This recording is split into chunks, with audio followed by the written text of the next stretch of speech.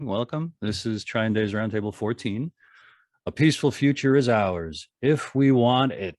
And the subtitle is War is an Action. Peace is an action. What are you acting on, war or peace? I am Bruce DeTorres. I'm sitting in for our host, Chris Milligan, who can't be with us today. And these roundtables were inspired by the book in 2 volumes, The Valediction, by husband and wife co-authors Paul Fitzgerald and Elizabeth Gould. They have developed a plan for world peace that can be found at valediction.net. That's valediction.net. Click World Peace on the top banner. Paul and Liz will get us up to speed about their peace plan. And then we want everyone to participate in a discussion about how to make peace the foundation for life on this planet. I'll say this briefly about peace personally. It's an inside job.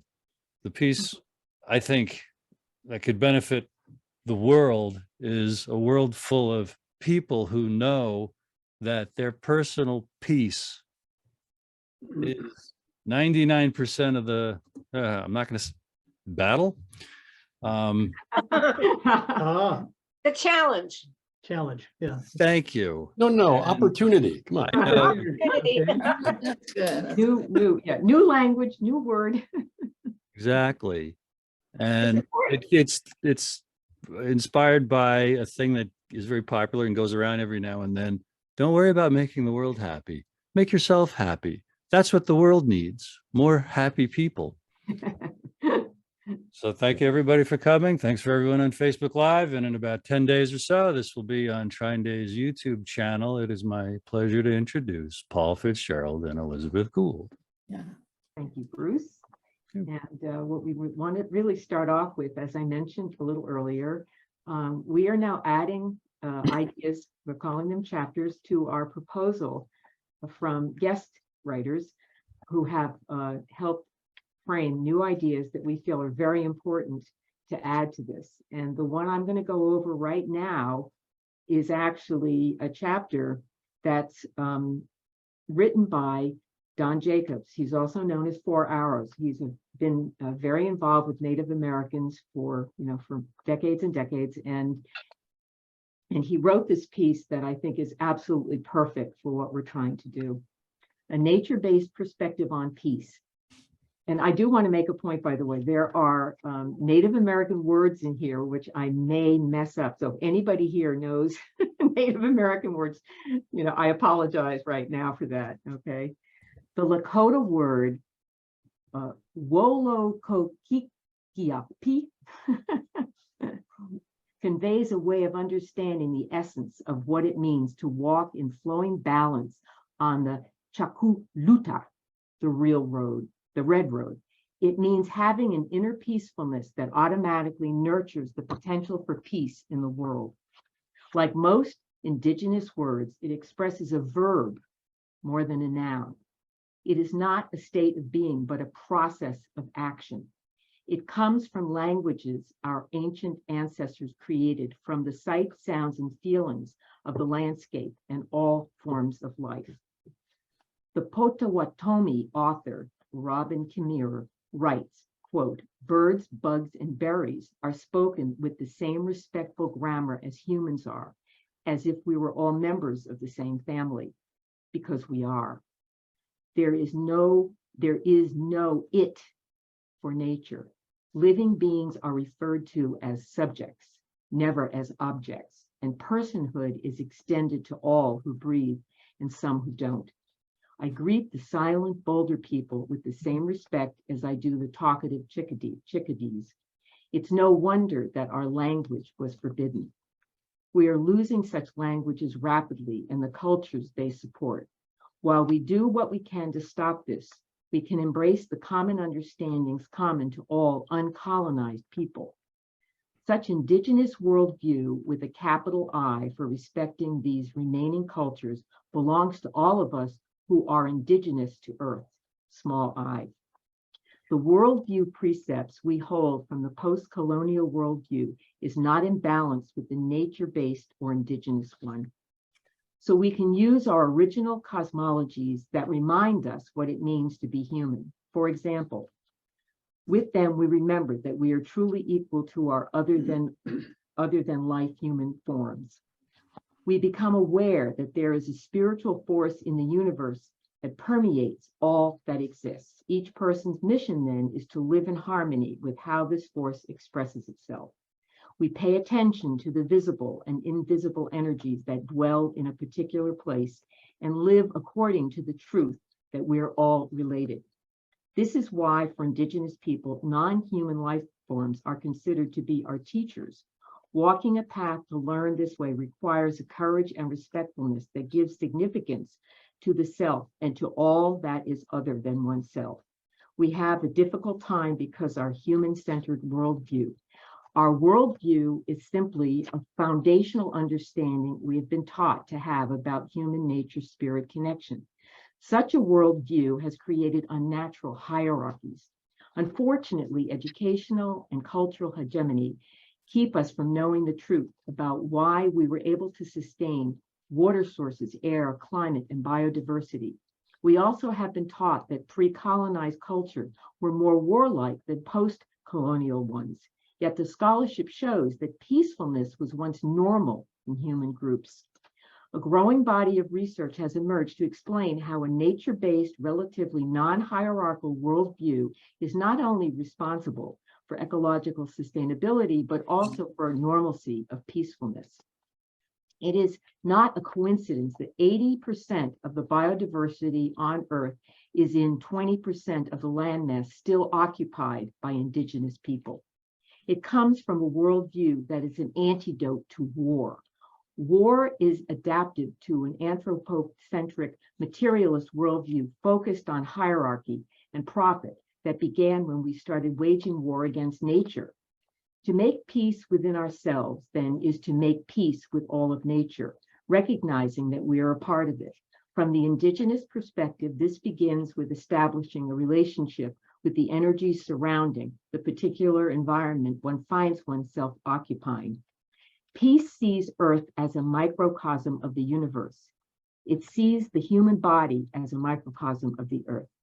Practices such as those in various yogic traditions allow one to work towards a mystical participation with Earth by working one's mind, body, and spirit, which is a mirror of it, even within doors and apart from the outside world.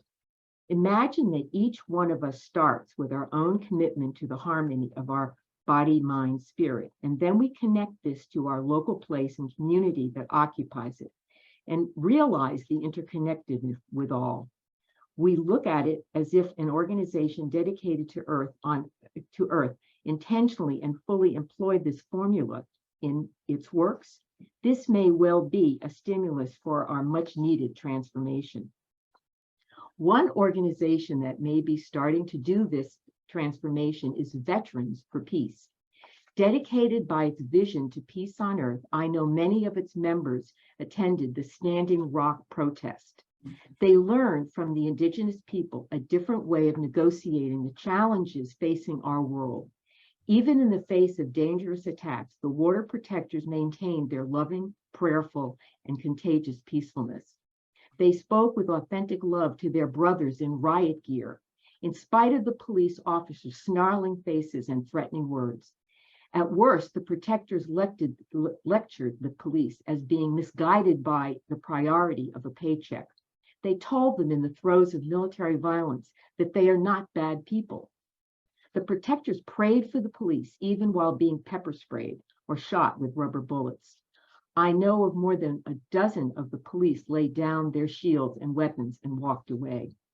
Throughout the weeks I spent there, Indians and non-Indians alike reflected a love of the land and the creatures in it, especially a love of the mighty Missouri River itself, which they were there to protect. The Standing Rock movement is one that is full of love that flows like a river, a love that can only flourish when we truly love the flow of the river itself by being a part of the flow of our own blood with the same essence. It initiated an awakening of consciousness around the world. Like many other indigenous-led movements to protect the land and water with the globe, it reveals the power and its relationship to the prayerful ceremony. It shows how complementary and alternative consciousness work together with love and compassion to seek and take responsibility for what is truthful. Those who have worked with First Nation people at Standing Rock have learned a very different way of communicating, a way that emphasizes interconnectedness with all. This is beautifully expressed in the words by my friend and fellow member of Veterans for Peace, Tarak Koff. They are from an interview that he did with Dennis Trainer. Dennis asks, "So, what are you here for, Tarak?" Well, quote, "Well, this is the third time I've been to Standing Rock. The reason I'm here, I guess there are multiple reasons. I feel what is going on here is so important nationally and internationally. It's not just about water. It's not just about the pipeline. It's about the sovereignty of the Indian nation. This is really important. As a member of Veterans for Peace, we have a commitment to stop war, all wars. This war against the indigenous people has been going on for 500 years. This is a genocidal war. We don't forget the armed forces participated in the genocide. This pipeline and the disregard for the sacred native land and for the water is a part of that war. And I saw it as such. I mean, this is warfare right here in America, and the people are standing up to it. It is a heroic stand, and community is coming together. It's a great manifestation of community that transcends what happened when we tried to do this in the Occupy movement. And the reason it transcends other movements is because thousands of years of wisdom and a sense of community all manifest here. It's a collective consciousness that is absolutely incredible. For the first time I came here, I was just amazed that I, as a longtime activist, learned and absorbed from the Native leadership here as I have. So I'm here to learn. I also see what's happening here, this indigenous-led, this First Nation thing, as so important because there are people here in America who are still in touch with the earth. The earth is sacred to them. We generally, white Western society, have lost that sense of sacredness. We need to reawaken in that consciousness. And here it's awake. It's very much awake. They talk about it, Mother Earth. They talk about the land, the water. We're relearning it. All of us are. But if we are going to survive as a species, we need to remember they still do. And we are starting to get it. So this is very important. This is the reason we are here, maybe transcending anything else that's going on. And that I consider to be an amazing example of exactly what we have been struggling, to add to this proposal, connecting the actual veterans of our wars who are now learning from the indigenous people of this country who have been subjected to the war by the United States for 500 years. This is the whole point. And to hear the way it's coming around, I felt that it was just so inspiring. So that's why I really wanted to, not only to add that to the proposal, but I really wanted to make a special effort to really, have this a part of our conversation now, because it addresses so much. I believe, in the original statement, we were talking about war is in action, peace is in action, what are you doing? And I felt that this it completely embodied the idea of knowing the difference between what you're acting on. Is it really peace or is it war? And I felt that that really clarified it for me. And now I want to introduce, we're going to actually be including another chapter in our book. And we have some guests here today who are going to be helping us get a little bit of an introduction to what's coming, because it's so exciting. And it's a very important component of the ability to actually create world peace requires economic justice. And so we would like to introduce, I think, Wendell, would you like to, give a little bit of the conversation that we had and helping people get an idea of what's going to be coming in this chapter that you're developing? I'd love to, and you just put a lid on me because I go, nonstop for hours. I'm prepared to interrupt.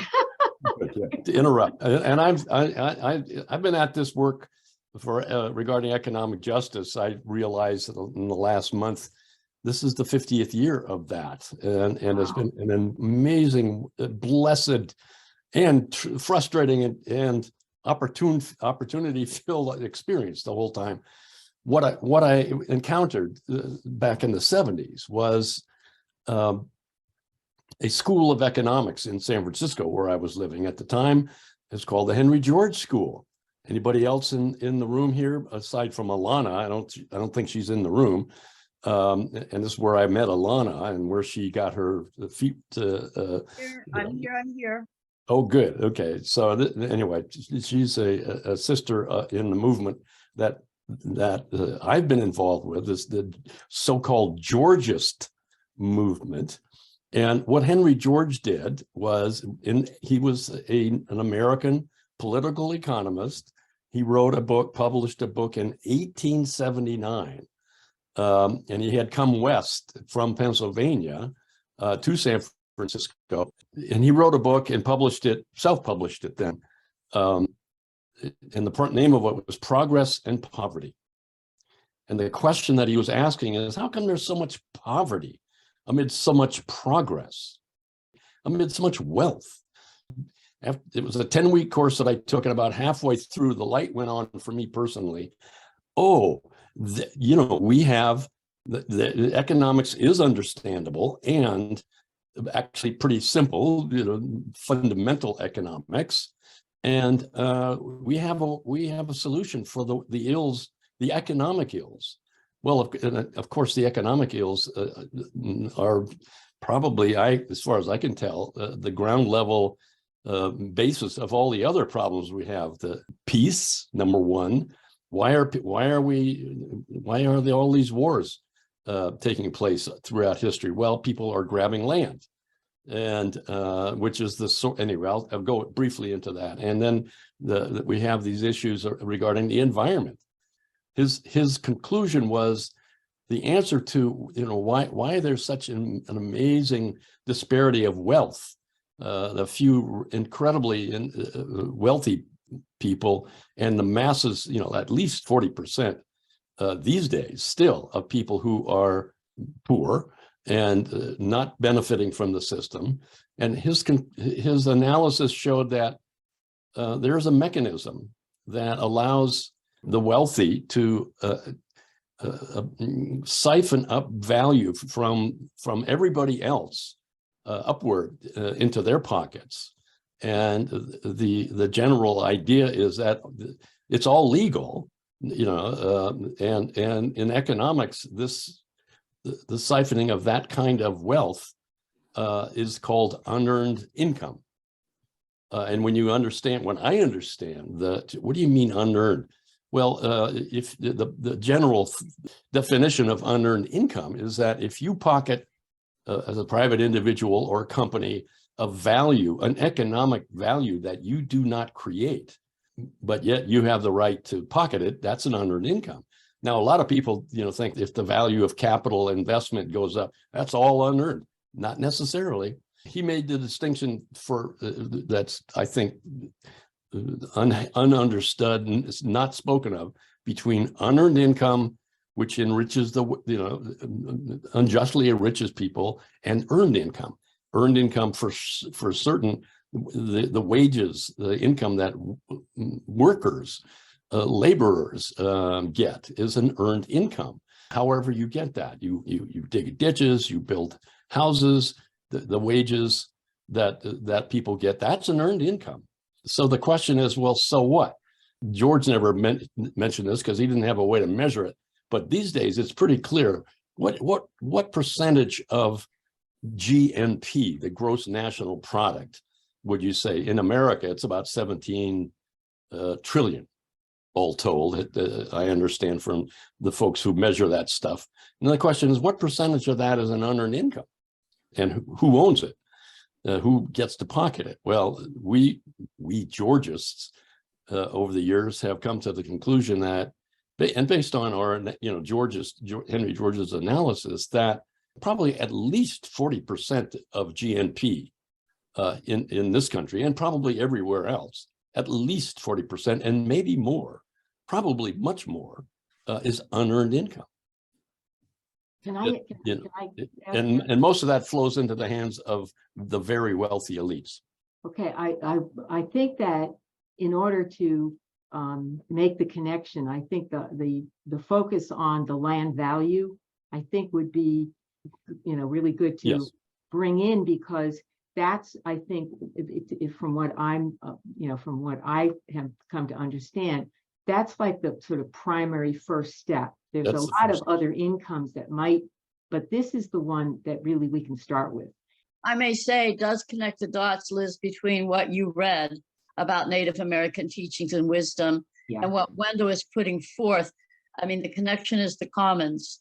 The earth is the commons as our right by birthright to the planet, our common and equal right to the earth.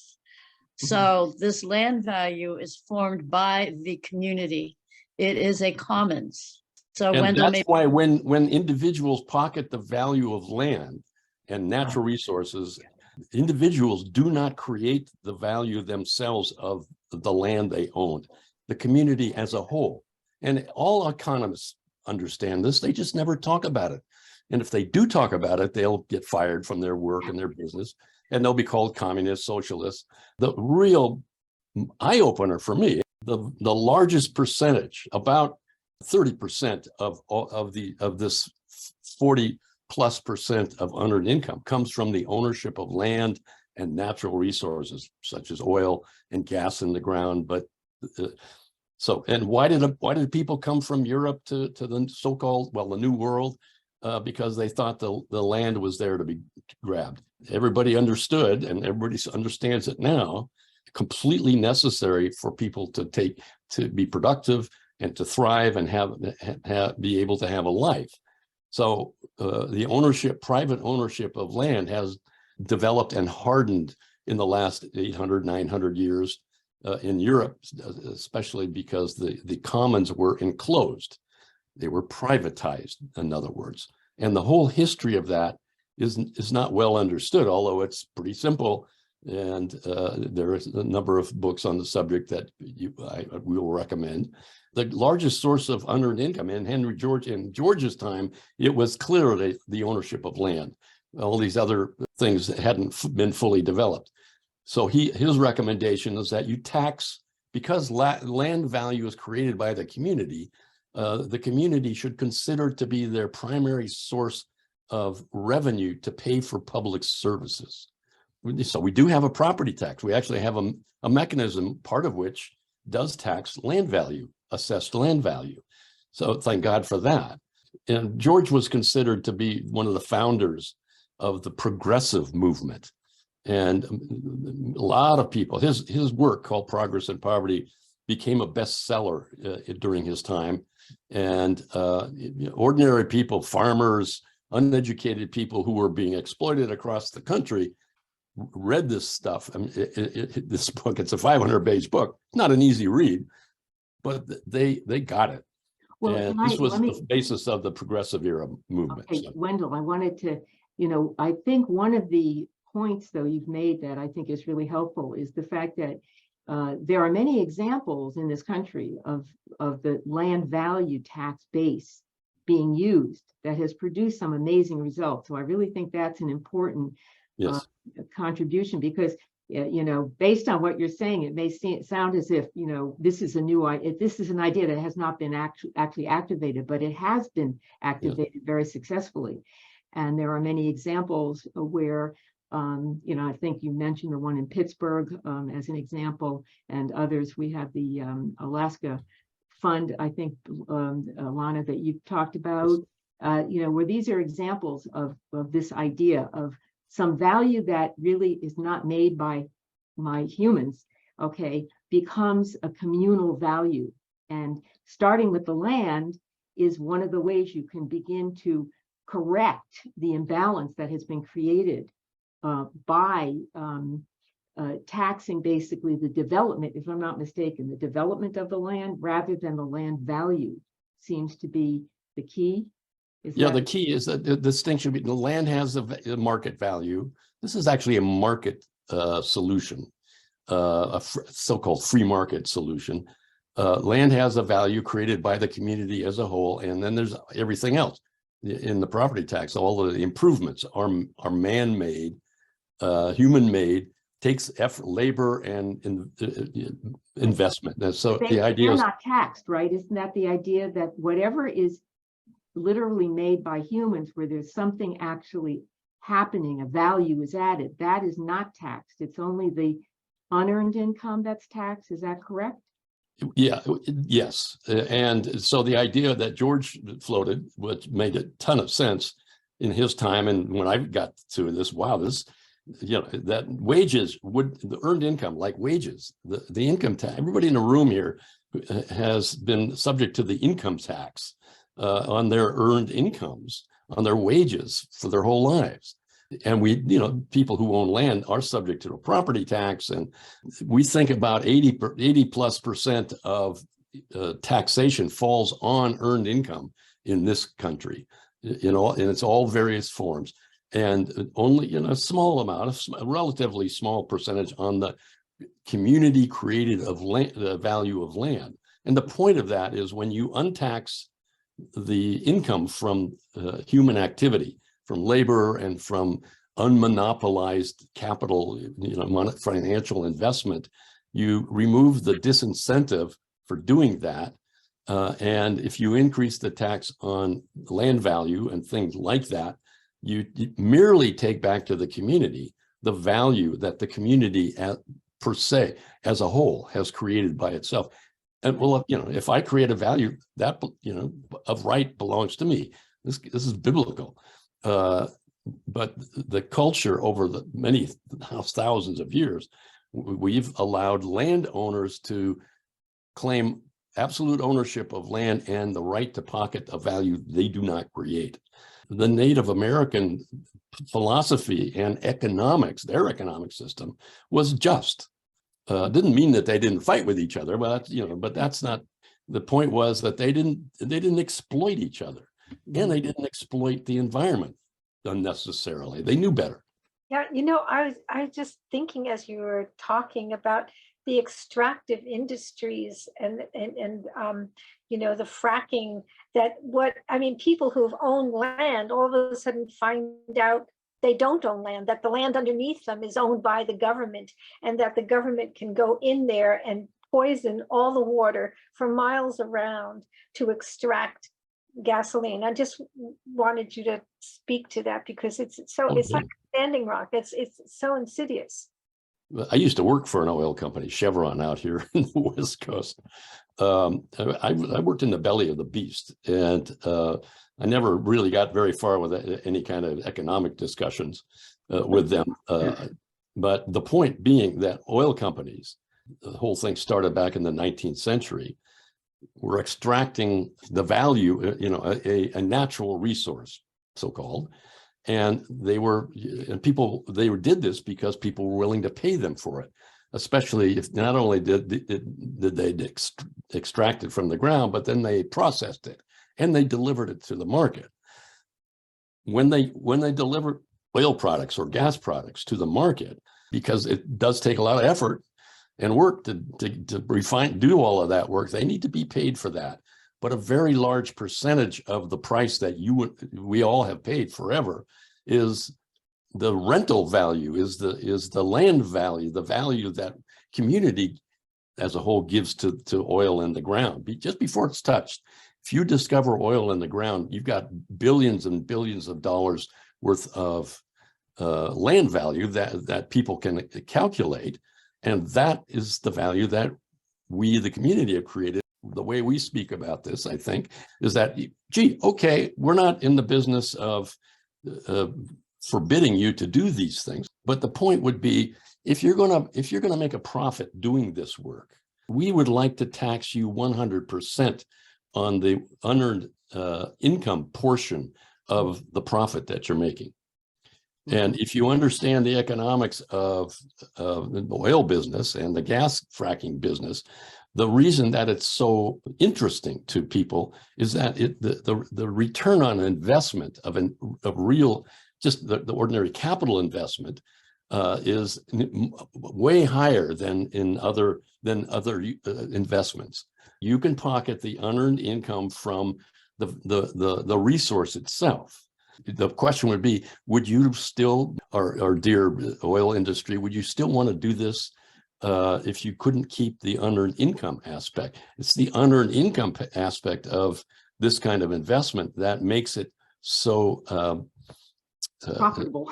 so profitable, and it creates a massive incentive for that kind of investment that people are unwilling to let go of. Well, who have been rich throughout history? The landowners. And they've gotten the rest of us to agree, and most of the time it's by force, that they own the land somehow, and they have the absolute right to collect the rent, and if you don't pay it, they have the right to evict you. This is the condition on planet Earth. Alana, you have a question. Well, I will insert for a few moments the concern about pollution. Now, at Henry George's time, and I also want to make the point that he rediscovered an ancient wisdom teaching that we can trace back thousands of years of how, even the exact policy of how we fairly share the land. But now to the pollution issue, at his time, there wasn't a huge problem with pollution. There was exploitation of land and resources, but not this industrial pollution at the height that it's become now. So there is something called Pekuvian taxes, and those are taxes on pollution.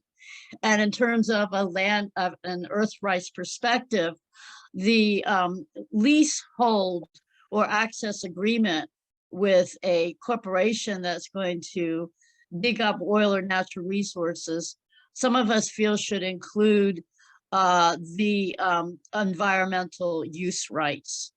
They might pay upfront something like a fee that if the land is not restored to original valuable use, or if it's polluted, then that fund that's presented upright would be paid for the community in order to do that restoration work. It's a little bit similar to when you rent an apartment, you pay first and last month's rent, and you only get the last month's rent back if you the apartment in a good way. So there are ways to very well integrate the full land rent issue with the just use or environmental use of resources. Part of the idea, okay, that we're dealing here with is the fact that these ideas have been around for, obviously since the 19th century very actively, and that they have actually been activated and used in many areas in this country. And the evidence that it really works is quite clear. And it really has the power to actually correct some of the most fundamental problems that we see. For instance, if, as far as I understand, one of the problems with homelessness has to do with the constant speculation in the real estate market. One of the results of land tax would actually completely correct that problem. It removes the whole motivation for speculation. Instead of being able to buy up land and basically let it sit there and increase in value, you're going to have to pay the land tax on it. Okay, so that means that it just changes the whole motivational structure. Now, what this means is it's been around for a long time, and we all know that hedge fund managers are paying zero practically to 10% or something on their $1 billion take at the end of the year. Okay, unearned income. All right, those are there too. But when you deal with the land, you're dealing with the primary fundamental level. So what we wanted to get into this conversation was a quick little story that we really feel we can run with and make a connection to the bigger issues that this is connected to. The largest landowner in the world right now, well, is the Windsor family. Okay, this is, Queen Elizabeth just died. Now we have King Charles. Was in the Catholic Church? Huh? No. There are plenty of large land, but she was listed as number one. Okay, the largest landowner. Okay, and we have an idea that we feel is time has come, and the time has come to basically send a communication to King Charles that we feel he needs to actually begin to address and redress the imbalance that we have. And as the largest landowner in the world, we want him to seriously consider, okay, redressing it through this land tax idea. Okay, so it may sound like pie in the sky, but the point is we really want to get the information out there. We really want to make it possible for people to realize these ideas are there. They're very, very powerful.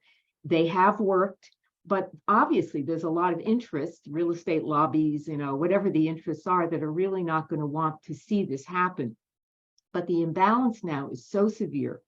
And I think when we look at the homelessness process that exists in this country, we can see, you know, that it's screaming that there is a need. So this is our idea. We really want to make a public communication to King Charles to basically make a, you know, to do something for the people of the world.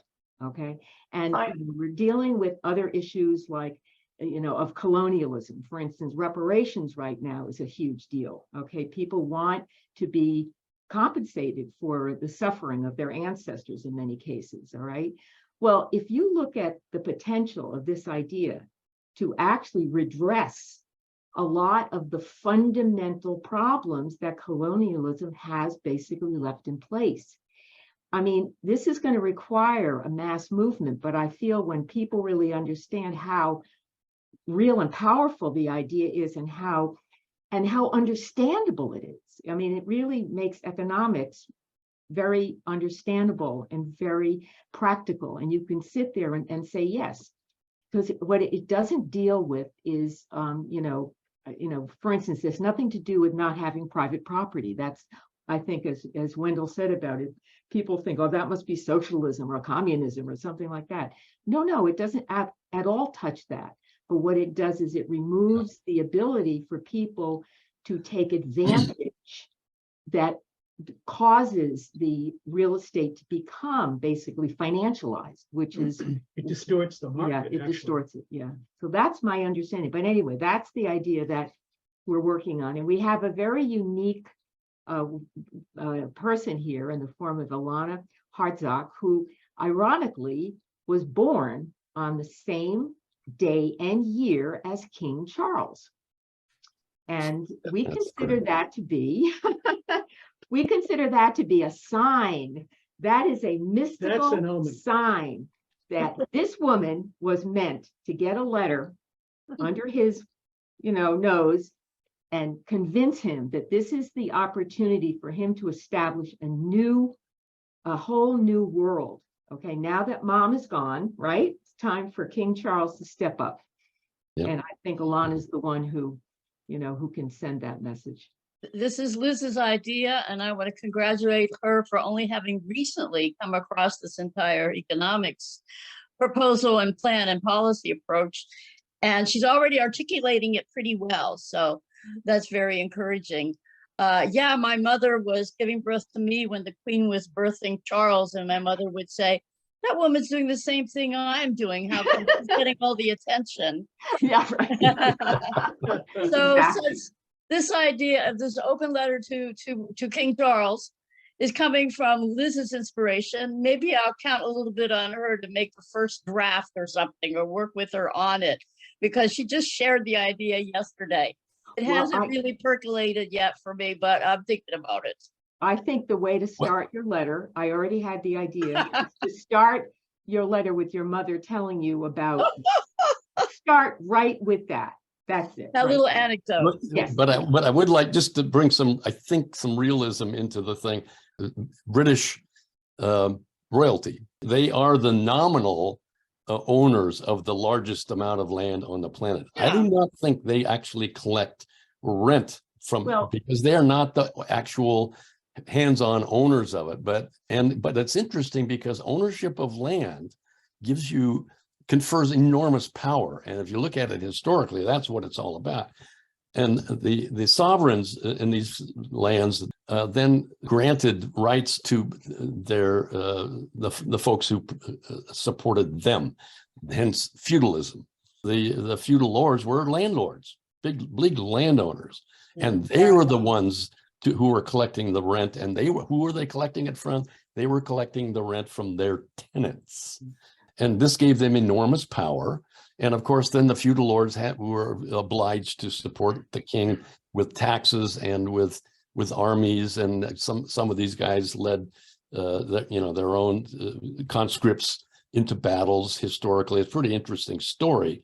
And none of that would have worked out if there weren't people who were willing to do the grunt work of managing land, making it productive, and bludgeoning their tenants into paying land rents. And usually it would, in the form of in kind in the days before well-established financial and monetary systems. The communist socialist movements, which were all about, hey, the wealthy have too much and they're exploiting everybody. And so here's the Russian Revolution and here's the Chinese Revolution. Their analysis is all about the capitalists are the bad guys. Mm-hmm. Well, in those countries, there wasn't a lot of capital when these revolutions took place. The real problem was, the owners of the land in both countries. And they were the ones who had been exploiting people for hundreds, maybe thousands of years. And this is what I think we ought to ask King Charles to do. King Charles, would you endorse this idea? It will cause a shitstorm among the elites. I quickly want to make a point about the idea of going to Charles is really to use him as an attention getter. Yeah. We may never get any formal response out of him at all. It doesn't matter because we want to educate the world to the idea and we want to use him, as the way to get in these places. So if he's smart, he's going to respond. But if he's not smart, he won't. The royalties still do own massive estates, as we all know, in Britain. And there is massive homelessness and impoverishment in Britain. And we also have a strong movement for this policy in Britain. Yeah. So it really could be catalytic. Yeah. Let's say enough Americans mastered Henry George's book and even a Trine Day book on the same topic called Counting Bounty by Jeffrey Johnson Smith, subtitle How to Calculate the Worth of Earth, which is about this issue. Let's say enough Americans read those books and wanted to apply pressure. On whom would they most effectively, locally, statewide, or federally? And what's 2 or 3 specific policy changes, taxation changes would we demand? The steps into this are simple, they're clear, they're direct, they're easy. They've been taken. I'm going to talk about Pennsylvania in particular, where we have 16 towns and cities who implement this to varying degrees. And we work within the property tax to understand that this is 2 kinds of taxes. One is bad and one is good. The bad taxes on your house, on your buildings. Who wants to improve your house when people make home improvements or add a room? They sometimes try to hide that from the tax assessor, but we shouldn't. We should be encouraged and incentivized to make home improvements. So we say that the house is your private property, don't tax it. So we would remove that tax, that property tax on the house and buildings, shift it to the location value, the land site value. That's where the commons rent is. That's what the community created. And we usually do this practically as a revenue neutral tax shift. That means the government's not going to have more or less taxes. It's going to stay the same in the beginning, and it's going to be minimally disruptive. It also tends to decrease the property tax on most homeowners. So Allentown, Pennsylvania, our 3rd largest city, voted this in, and the practical appeal was to homeowners, which are a strong voting force, you're going to pay less with this. They voted for it twice because the first time a few very large landowners and speculators developed the movement to try to get this removed. They voted again to keep this in. Now, Harrisburg, our capital city, was the 2nd most distressed city in the United States in 1980-ish. Boy, it was depressed downtown. There were a lot of people sleeping on the sidewalks. It was a bit dangerous to go downtown. They were desperate for a change, so they began to shift that property tax off of the houses and onto the land sites. The city, which is about 50,000 population, had about 5,000 boarded up buildings. Now you think of how all of our major cities and even some of our smaller towns have this boarded up building problem. That's the incorrect use of the property tax. You're encouraged to let your building deteriorate. And then, I mean, if you're a landlord or a land speculator, and then wait till some kind of public funds comes in and fix some things up and increases your land value, and then you make a killing in real estate. So in over a few years, shifting so that 6 times more property tax fell on land value than on buildings, the 5,000 boarded up buildings became around 400 boarded up buildings. Harrisburg it saw a significant decrease in crime and arson. It began to win environmental rewards. And newspapers would say, we don't know how Mayor Reed is doing this, but things are improving. And at the same time, the budget is strong. They were able to hire a lot of public services they couldn't before. And I want to say, this is just with a small dose of this policy. We want to go, the whole thing is look at, okay, if your locality and you're putting wage taxes, income taxes, sales, let's get those off, shift them to location value. Let's look at the federal government and the terrible waste of our tax dollars. Not only waste, it's terribly pernicious and nefarious, I believe, in how much of our federal government is spending our tax dollars. And those are based on what I would consider theft from our legitimate private income. So we can continue to build that movement where we minimalize the role of the federal government. It may have still a place, but I believe we need to have a much more stronger and local-based economies. This supports small business. It supports land reform for small farms, not industrial agriculture. What does it say or reveal about the constitutionality or lack thereof of the federal income tax, the way it's charged against us? It's completely constitutional. I'm an ex-lawyer. I've taken 3 constitutional law classes. It's legal. It's constitutional. We voted for it according to the way of voting for it back in 1914. We agreed, apparently. The I don't think government people understood what they were getting themselves into, but yeah, it's not unconstitutional. It's unconscionable. It's a form of theft that, making a form of theft legal. Was it the intent of the founders? The founders were land speculators, many of them. But in the beginning, say Philadelphia, the only really taxable thing was land. So say when Philadelphia was founded, there was primarily a land tax or a land value tax. That's really, they didn't have much wealth elsewhere. But then gradually over time, even as Wendell mentions, it was 1913 was the year they brought in the mandate of the income tax, but also the Federal Reserve. So you have both this banking and land and income problem come in 1913. So even though that's the way it was set up, it doesn't mean that we can't vote in economic democracy. As I mentioned, the city of Allentown did, and our other cities were simply an appeal to the members of the city council enabled this policy to proceed. There's nothing to say we can't do this. There's nothing prohibiting it. No. Maybe half our states enable it anyhow. We're working strongly in Baltimore. Now, all these cities and towns, except for city and county of Baltimore and Maryland, are allowed and able to do this. But we need the legislation to permit Baltimore to do this tax shift. So, well, you should make it clear, Alana, that Pennsylvania is the only state in the country that allows local jurisdictions to increase the tax on land value and lower it on improvements. The property tax model that's required in every state except Pennsylvania is you have to tax both. There is no choice. Wendell, I might just have us look into that statement a little more. I believe that the Center for the Study of Economics has looked state by state, and some states you are already permitted to do so.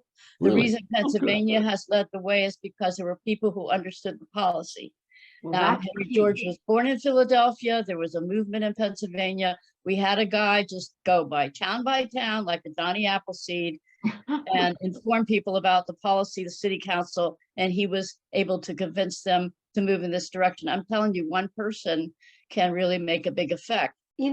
I'm just loving this education that was gone town by town, because part of what I'm thinking about is the way that the feudal lords knew how to fragment people and disempower their capacity to really be a force. They were so oppressed, and this lineage of oppression is very alive, and there is a level of fragmentation. And I was thinking about Wendell saying, "Oh, the laws were made, the law, it's legal."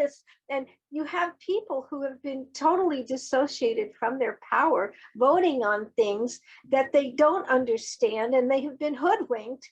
And so this needs to be addressed, because you have to help people understand these basics. What online? That is exactly what we're talking about doing, is organizing enough of the basic information which we need for our chapter, guys. I'm just, reminding you, this is really important. Okay, that we get enough of the basics in there so people can then go out and start researching it themselves. Because, I mean, as far as I could understand, it really is simple, straightforward, and common sense. I never thought of economics that way before. Alana or Wendell, what, besides these books we've mentioned, I think you've mentioned an organization or two or a website or two. Where can we learn more about all this? One of the really oldest organizations, dates back to the 1920s, is the International Union for Land Value Taxation. And I'm an administrator for that. That's at viutheiu.org. So why don't you go in there and sign up for our newsletter, which we're starting up again. We have an international membership and executive. We have launched a program for small grants, and we've now given small grants for projects in Baltimore, Indonesia, Philippines, and Nigeria. And I intend to keep raising money for these small grants implementation programs. When somebody proves successful in the first steps they're taking, then they'd be eligible for more grant money. That's the goal. But we also have the other one to look at is Common Ground USA. Common Ground USA has chapters. There's about 7-8 chapters in the United States, and they also have a focus for implementation in the United States. And they also have given some small grants. People are doing different projects. So if you linked up with the Common Ground USA, that might be a good way to actually get active. You could become a member of one of those chapters, and there may be an implementation program there, or you could start one. Has a political party ever galvanized around the need for this? Henry George ran for mayor of New York twice. He was very well known. I mean, that Progress and Poverty book, only the Bible was selling more copies during his time once it launched than Progress and Poverty.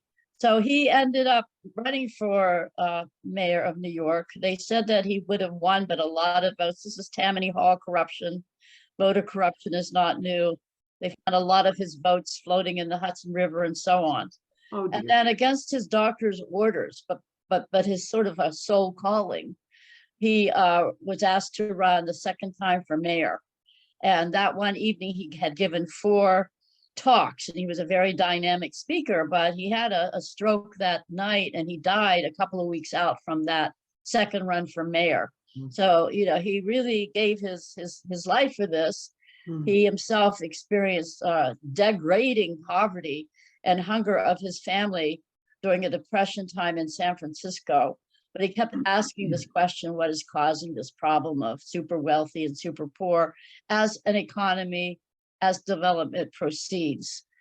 So almost like the Moses on the mountain, he got a flash of insight about it.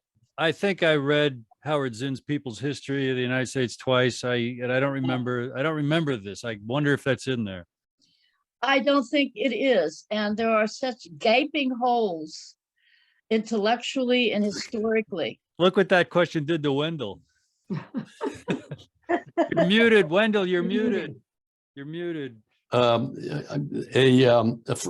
of our colleagues pointed out to me the very place in Zinn's book where he, the next thing that he had to say, because he was talking about economics and economic injustice, was, well, maybe we ought to consider this, the argument and the opportunity that was provided by George's insights, and he stops right there. And I mean, I was bowled over by, my friend had really read the book and was hoping to figure out if Zinn would be a colleague, and the answer was absolutely not. Wow. And yeah. just my own big fat opinion that nobody's asked for is that the folks who claim to care about economic justice, to care about the welfare of people, have consistently either closed their eyes to or refused to consider this idea. And I've encountered a number of them in my 50 years of doing this, and I know Alana has too. And the point would be, guys, it's so simple: unearned income from ownership of the land. Can we talk about it? And the answer is no. Who would pay that tax and who collects it? Okay, Yeah. let's just quickly answer that, but also I do want to say we have Nobel Prize in Economics Award winner Joseph Stiglitz, who has written articles and talks about this tax. We have a number of well-known people currently and past historically who have given very strong endorsements for this. The issue with like a Howard Zinn is like, there's a vast field of knowledge about our history. And Henry George's history has been in some part intentionally censored, written out of the economics books in the universities, and that was intentional. There's a book on the corruption of economics about that. I sometimes call it the intellectual crime of the last century. Had we been able to bring in this fairness of wealth and power, we may not have had these wars that we saw. So Ruth, I saw Ruth's hand up. You know, I just want to make this connection to what we started out with the Indian cosmology of understanding the value of all of creation, because I feel like we're running smack into elitism, smack into the way in which we divide, you know, the natural universe is stupid, only humans are intelligent, and only the kings and queens are really intelligent, and the rest is all garbage. The economic priesthood is really intelligent, but they're kind of not wearing any clothes anymore. Poor guys just they don't know what they're doing. Especially when we get done with them. Everything really does begin in consciousness, the human consciousness and the evolution of consciousness. Now, Native American consciousness. Marty has a question. I Well, just Ruth, did you finish your Ruth. point? No, I didn't finish, because I feel like it's really important to understand how that this inequality seeps in when there are these assumed beliefs and values that people hold about what is intelligent and what is not intelligent, and what is valuable and what is not, and so this need to really understand the interactive nature of existence and how it works in relationship is so important to having the vision to see why these economics are being structured in the way they are to actually create exactly what it's creating. And it's so intentional. I sometimes see it, well, all these principles and policies come from our consciousness. If we say that Native consciousness and Indigenous consciousness is more unity consciousness, they see connectivity, they see relationship, they saw that human life is embedded in the vast network of life. And so they could honor and respect the life in all. Now you take this and you hold it up against this very separative, ego-dominant consciousness and the separation from the soil, from the earth itself, that happened 500 years ago, when the common people were enclosed and shut off of rights and access to the common land. You can see how the separation of society caused the beginnings of the rich-poor gap, a separation from the land itself. When you started having poor people begging in the streets, this is like the Charles Dickens society, and shipping people into debtors' prisons because a woman was stealing a loaf of bread for her starving child, and then shipping those people off to the debtors' prisons where I've been to in Australia. Those buildings still exist. It wasn't really that long ago. And it directly relates to this growing homeless problem today. The homeless problem is a land problem. The high cost of housing is a land problem. The indebtedness that people carry so much debt is at source the land problem. That we haven't based our policies of economics on the unitive consciousness that understands we are all connected. We are all one human family. We all have basic needs for survival. We're in one shared reality on one planet. And the powers that be and should not be use every single opportunity very cleverly to divide us and therefore conquer us and keep us in separation. All right, I just wanted to make an overall point, to make sure everybody realizes that the key to world peace is economic justice. And I really believe that this is a way, when this word gets out, that's why this is a PR campaign, okay, to get the information out in a very straightforward form that spreads the word. We've got a solution. Everybody's got to take the information, go to their town halls, wherever they can, to start activating or start doing whatever they need to do. Try it in your own town. I mean, the fact that you can try to do that, at least in Pennsylvania, is quite something. I mean, this is not just an idea that's been floating around without any actual evidence that it really works. So I want everyone to realize that this is a marriage. This is how we get peace. And speaking of peace and opportunity, I have a suggestion. Number one, Jeff Smith, can you hear me? Yes, can you hear me? Yes. Alana, Jeff is the author of the book Counting Bounty. He's Yeah, just, I've known him about he's 45 just years. oh, wow. Well, do me a favor then. Summarize for Jeff what we've just brought ourselves to as an understanding, and I'd love his response. We're looking at the principles and policies of the land value tax shift, and I gave some examples from Pennsylvania. And I know that you're very much for the citizen dividend, which kind of combines with the basic income type of ideas. And so maybe you could talk about that. But I believe that that idea that you're strong with is something that people can also vote in. For instance, our Baltimore project, we would like people to vote in what percentage of the land value tax they might want to distribute to each other in direct citizen dividend. Now, how that works really cool is absentee speculators and out-of-town landowners would be paying into the common fund much more than they're paying now. And then what they're actually paying into the common fund would be going back in part to those who actually live in that community and create those land values. So I see the two going together really, really well. But real quick from what the important statement that Liz just made, that economic peace, absolutely, no peace, no justice, no justice, no peace.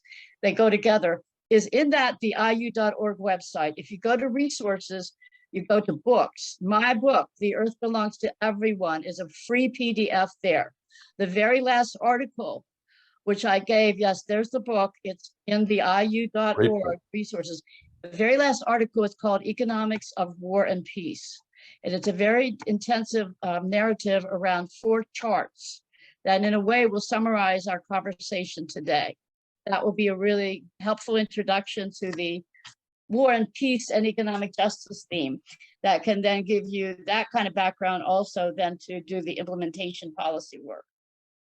In the economics, there's like twin pillars of measurement, and one is efficiency, one is equity.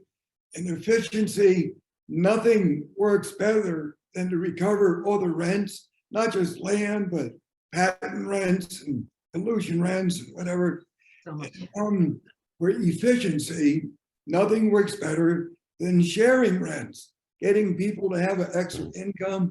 Those two things force interactions that yield prices to be perfectly accurate. And when prices are accurate, then the economy runs most efficiently. Like prices are to production what genes are to reproduction. And if you mutate either one, distort either one, the outcome is less than optimal. But practically, politically, if you look at British Columbia, they passed their carbon tax by giving them revenue that is raised back to the people as dividends.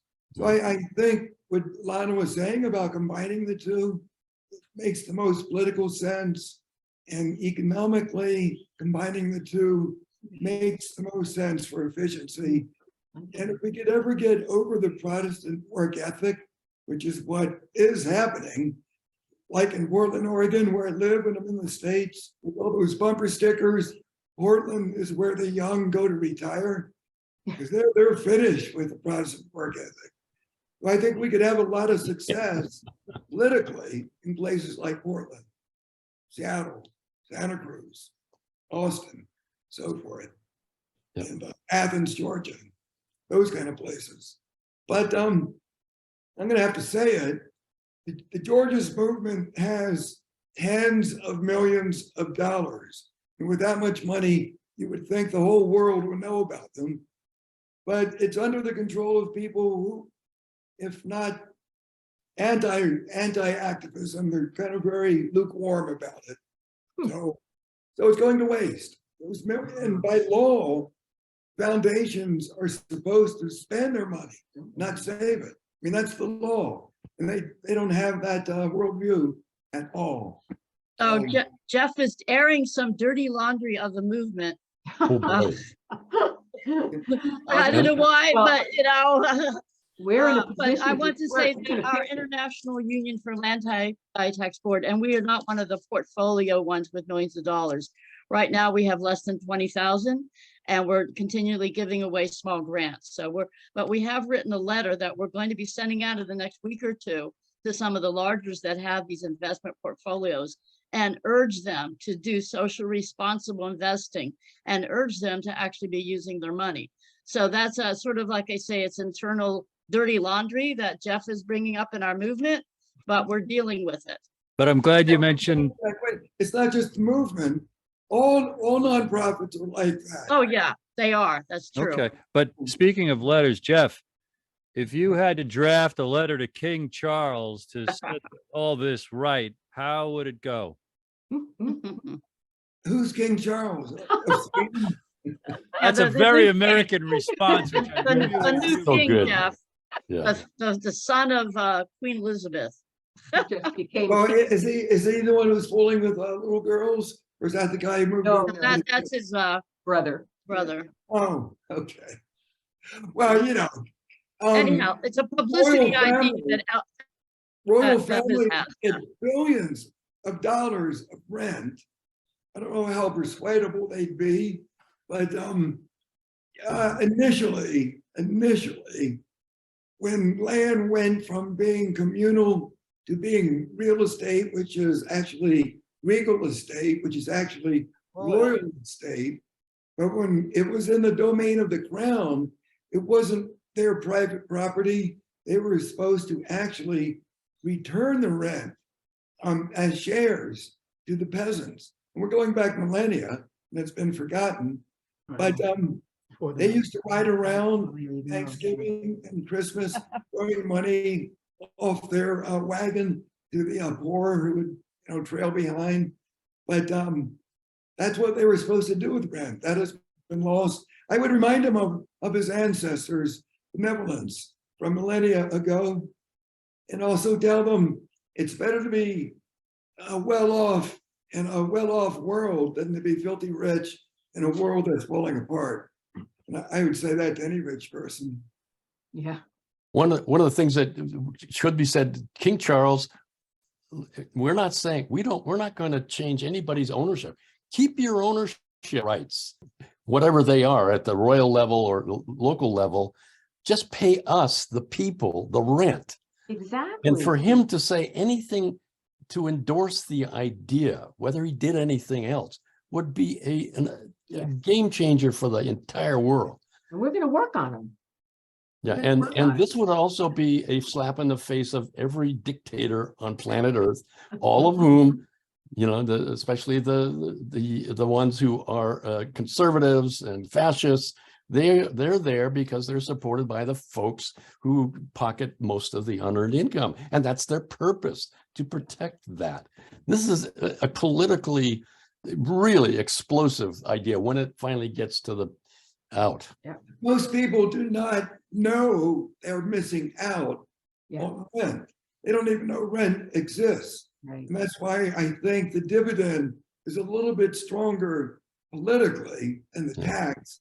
You tell people you want to tax them, their immediate reaction is, well, I don't want you to tax me. But if you tell people you want to give them a share of the existing commonwealth, that's not going to take from anybody, as you just mentioned. I think they're more receptive to that. Here in Oregon, we did a focus group, and yeah, they were 100% in support of that. So, boy, if we had the money to actually field a campaign, I think we could make a lot of headway in Oregon. The local chapter has been talking to the legislature for years, educating them about it. You can't talk to the counties because they don't have the right to make the change. So it has to be through the legislature. So lots of activity has been going on. People will recognize this. If the King Charles said something about this, a lot of lights would say, my goodness, what this thing, for him to be saying something like that, there's something here that we need to pursue. Well, let me challenge that a little bit, because different popes on many occasions have talked about it. Land reform, vaguely, not specifically, but anyway, it didn't have any impact. The Pope, and the Pope's a big name guy. And well, land reforms, cutting up taking it from one person, giving it to other, turns out to not work very well. No, it doesn't. But taking the value through a tax works really well. Yeah, it always has historically. I mean, you look Well, at really what's preventing or a major obstacle is simply not enough people understanding it and knowing exactly what to do. Exactly. We could quote all kinds of people, big names, all kind of movements that have endorsed this but not done anything. Like green parties around the world have this in their political statements, programs, but nobody's been there showing them how to actually implement it. Unfortunately, I fault our movement for that. We have the United Nations, which I work with for a long time. We have total unanimous endorsements for this going through the United Nations Habitat Agency and the Global Landfill Network. All those statements are by consensus of every word in the documents, and they get passed through the UN General Assembly. But they're fumbling around. They don't know quite how to really implement it. So it's there. It just really the momentum. That's how we got it in Allentown. We had enough people understanding it. Let me urge everybody to join the Democratic Freedom Caucus that's in the Democratic Party, and it's mostly young people. They get it. They actually push it. It's in their platform, and people only join because they do get it. They get the land tax and they get the rent dividend, and it's growing. At least that caucus is growing, and it could grow more with you guys joining in. Yeah, well, this is why we want to get huge. the world, get as much of a campaign going to bring attention through, I think, what the whole idea of King Charles is the fact that this is a new regime. Okay, the old world is dead. When his mother died, that was it. He's the new man on the block. He's the, and I think we have an opportunity to use that, okay, in a very creative way to get into a lot of places that might not pay attention, to the basic information without that, what would you call it? The celebrity, not the celebrity thing, but it's kind of like that. It gets their attention. Liz, looking at the clock, do you have more to add or say or anything as we try to wrap this up? Oh, no, I'm very thankful that we were able to get into this conversation. It's really exciting. Wendell, any last thoughts? Boy, I stand ready at any time, day or night, to chat with anybody on the phone, on Zoom calls. We need an educational program that could easily be put together. Yeah, So, the basics. look forward to the further conversation. Alana, any last things? Oh, just thank you, everybody, for your time and attention. I really appreciate. I grasp, even though you all did not speak, but some of you did. Most of you did. I grasped your loving hearts and your intelligence and your devotion to humanity and to building a world that works for everyone. And Paul and Liz has brought everybody together. So thank you, Paul and Liz, very much. Thank you. Jeff Smith, any last things? Yeah, I do have one thing that is striking to my mind. If you combine all the rents, measurements of all the different rents, land, oil, all the others, utilities. And that amount is greater than all the returns to labor and capital put together. And the fact that it's invisible and that huge blows my mind. And if you're going to do an educational campaign, you really got to include that measurement. And you can find it detailed in the book that was mentioned earlier, Counting Valley. That's basically what that book was about. It has 900 citations. I mean, it's completely factual, and it's a lot of fun to see all that stuff that just kind of is not on the radar. It's just mind-boggling stuff. And Alana kindly put on the radar in the chat a reminder of the organizations we spoke of earlier, theiu.org, and also the other group, Common Ground USA, searchable for their website.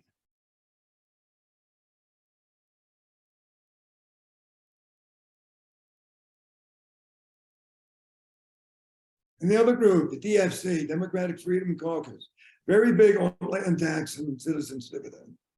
And there are, you go online and Google Henry George, there you will see the history of that pretty well laid out, and context for other organizations. His book, Progress and Poverty. Yeah, well, actually, Yeah, they have that's an excellent summary. I looked at the website, Wendell, and they have an excellent overall summary of what they Right. are and the basics. You know, you can really, get a quick education, Yeah.